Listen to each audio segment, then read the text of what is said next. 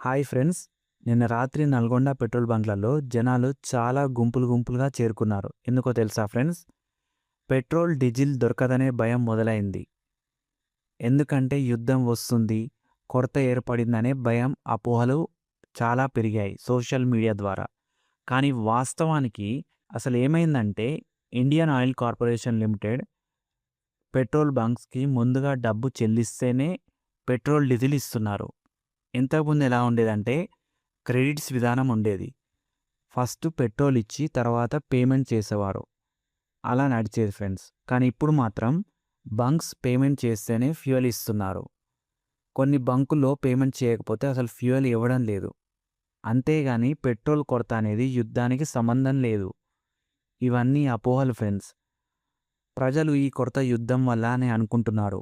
Fuel దొరకట్లేదనే అపోహ పడుతున్నారు. Petrol bunk యాజమానులు కొత్త స్టాక్ కూడా తెప్పిస్తున్నారు. కాబట్టి ఫ్యూయల్ ఉంది ఫ్రెండ్స్. ప్రజలు ఏం చేస్తున్నారంటే ఒకేసారి స్టాక్ మొత్తం నింపుకోవడం వల్ల టెంపరరీగా పెట్రోల్ అనేది కొరత ఏర్పడింది. అంతేగాని యుద్ధం వల్ల కాదు ఫ్రెండ్స్. కాబట్టి ఫ్యూయల్ వస్తుంది, ఫ్యూయల్ ఉంది, భయం అనవసరం.